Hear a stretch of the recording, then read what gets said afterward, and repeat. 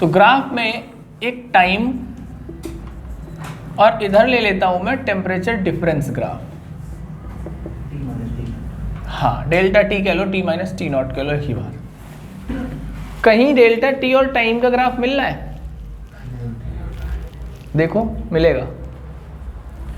D Q by D T या D T upon D T equal T minus T naught आया था, या D T upon T minus T naught equal minus K by M C into D T आया था, आया था। तो तुम ये देखा तुमने कि D T upon T minus T naught equal minus K by M C into D T आया था। इसको ठीक से देखो, इनवर्स है और माइनस के साथ है, तो आपको ग्राफ कैसे मिलना शुरू हो गया? इस तरीके से ग्राफ मिलना शुरू हो गया। ठीक है, तो ये एक ग्राफ तो मिल सकता है टेम्परेचर डिफरेंस का और टाइम का। दूसरा ग्राफ अगर इसी में मैं ले लूं, एक टाइम का, दूसरा log T minus T not का। लॉग टी माइनस टी और टी का अगर तुम ग्राफ लेते हो तो किस तरीके से लाओगे? अब कहीं log T minus T not और टाइम का ग्राफ मिल रहा है? लास्ट वाली इक्वेशन देखो, उससे पहले जहां पे लॉग आया है तुम्हारा, log T minus T naught equal minus के टी प्लस सी, देखा है? तो log t minus T naught equal minus के टी प्लस सी का मतलब है कि log t minus T not T के डायरेक्टली प्रोपोर्शनल है, लेकिन माइनस में। तो a इक्वल माइनस बी वाला ग्राफ कैसे बनता है? मैथ्स क्यों बताओ, ग्राफ बनाया है तुमने। a इक्वल माइनस बी अगर ग्राफ बनता है तो हमें यही सिखाया गया था कि ये ग्राफ बनेगा। तो अगर log t minus T not और t एक दूसरे के माइनस से है तो ग्राफ कैसा बनेगा? ऐसा बनेगा, बोलते रहो। तो ये दोनों ग्राफ बिल्कुल इसी तरीके से बन जाएंगे, टेम्परेचर डिफरेंस और इसका। नोट करो फटाफट।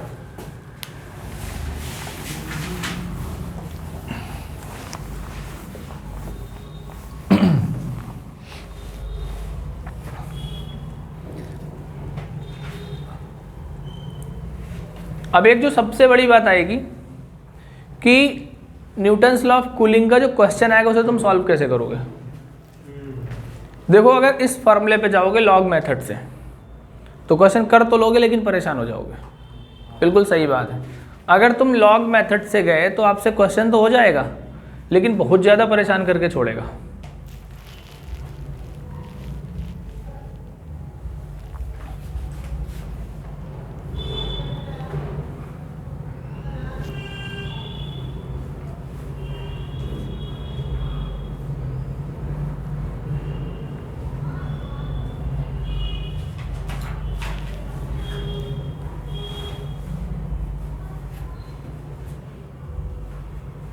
बना लिया?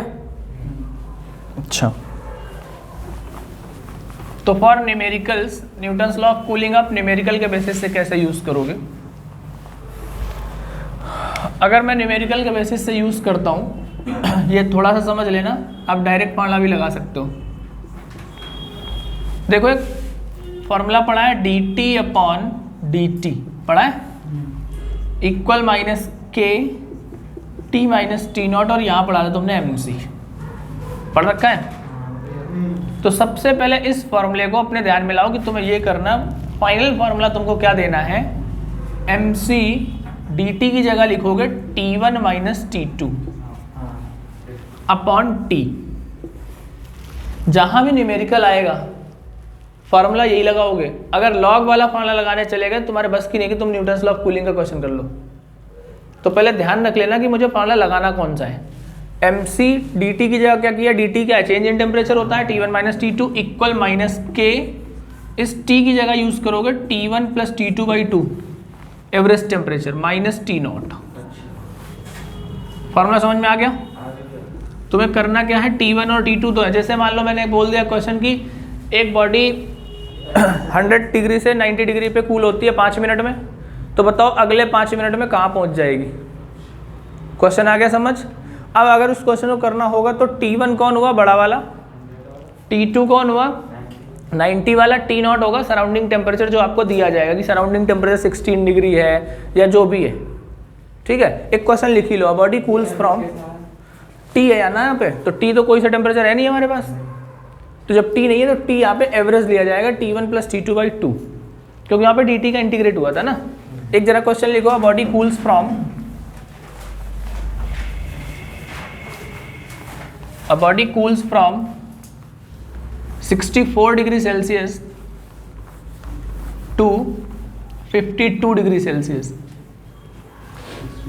A body cools from 64 degree Celsius to 52 degree Celsius in 5 minutes. In 5 minutes.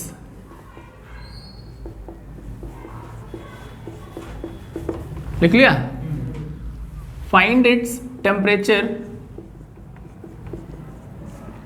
in next 5 minutes. Find its temperature in next 5 minutes if surrounding temperature is 16 degree Celsius. Here 16 degree Celsius. Here Newton's law of cooling is obeyed.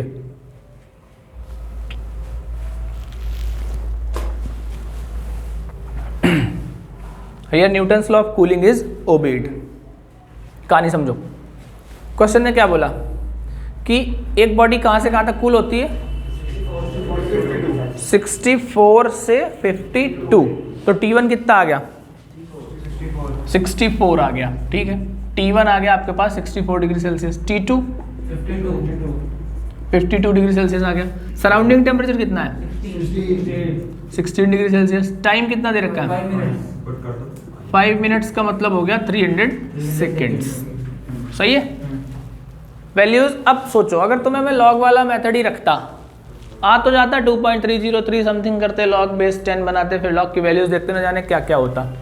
तो मैं simple ये formula याद रखना, बस थोड़ा सा याद करना पड़ेगा। जो बेसिक फार्मूला था उसी में मैंने वैल्यूज पुट कर दी।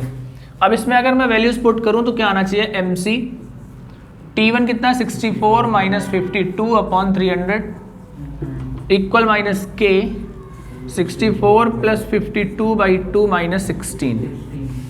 सही है? आया यहाँ तक? तो MC इसको थोड़ा सा सॉल्व करो, ज़्यादा सॉल्व मत करना। 64 में 52 चले, कितने बचे? 12/300 इक्वल माइनस K, ये सॉल्व कितना आया? इसको डिवाइड करो ना, 64 प्लस 116 ये 58 आएगा ना? पक्का? अरे कैसे 58 आ जाएगा? 116 आएगा ना? 58 आएगा। लो फिर कर दिया 58 और माइनस 16 42 आ गया। इक्वेशन 1 बना दिया। ठीक है, आगे क्या पूछा है? अगले 5 मिनट में टेम्परेचर कितना होगा? अगर अगले 5 मिनट में टेम्परेचर कितना होगा तो दोबारा से एक बात और समझ लो बहुत अच्छे तरीके से। 64 से 52 हुआ। अब क्वेश्चन ने क्या बोला कि नेक्स्ट 5 मिनट्स, तो 52 से ही तो डाउन होगा। ट्विस्ट है कहानी में भाई, 64 से 52 हो गया। अब क्वेश्चन कह रहा है अगले 5 मिनट टेम्परेचर कितना डाउन होगा, तो 52 तो हमारा इनिशियल होगा। इनिशियल में T1 कितना होगा? 52। नहीं आई बात समझ? खेल खत्म। अब T1 हो गया 52, T2 चाहिए, T0 आपको पता ही और T पता है। 5 मिनट ही पूछा है ना, 300 सेकेंड्स, और T0 आपको दे दिया है 16 डिग्री सेल्सियस। फिर से वैल्यू यहीं पुट करो। MC T1 मतलब 52 minus T2 upon 300 equal minus K T1 plus T2 by 2 minus 16। अब इन इक्वेशंस को आपको कुछ ज़्यादा दिमाग में लगाना, केवल डिवाइड करना है। Equation number 1 divided by equation number 2। अगर इन दोनों इक्वेशंस को मैं डिवाइड करने जाता हूँ तो मेरे पास आ जाएगा MC into 12 by 300 upon MC into 52 minus T2 upon 300 equal minus K into 42 upon K 52 plus T2 by 2 minus 16। सही है? माइनस K से माइनस K खत्म, MC से MC खत्म, 300 से 100 खत्म। 12 अपॉन 52 माइनस T2 इक्वल आ गया 42 upon 52 plus T2 by 2 minus 16। अब बताओ नहीं आया समझ? हो जाएगा क्वेश्चन, क्रॉस मल्टीप्लाई कर लोगे आंसर ले आओगे। तो 12 into 52 plus T2/2 minus 16 equal 52 minus T2। सही है? कौन सा 2? सारी चीज़ें तो हैं तुम्हारे पास, अब सॉल्व कर लो या मैं भी सॉल्व करूं? हो जाएगा।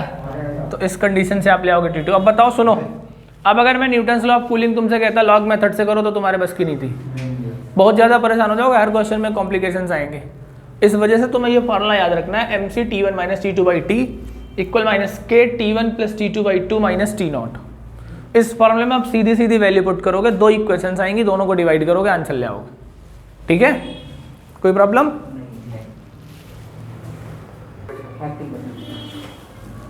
कर लिया सॉल्व? T2 कितना आया?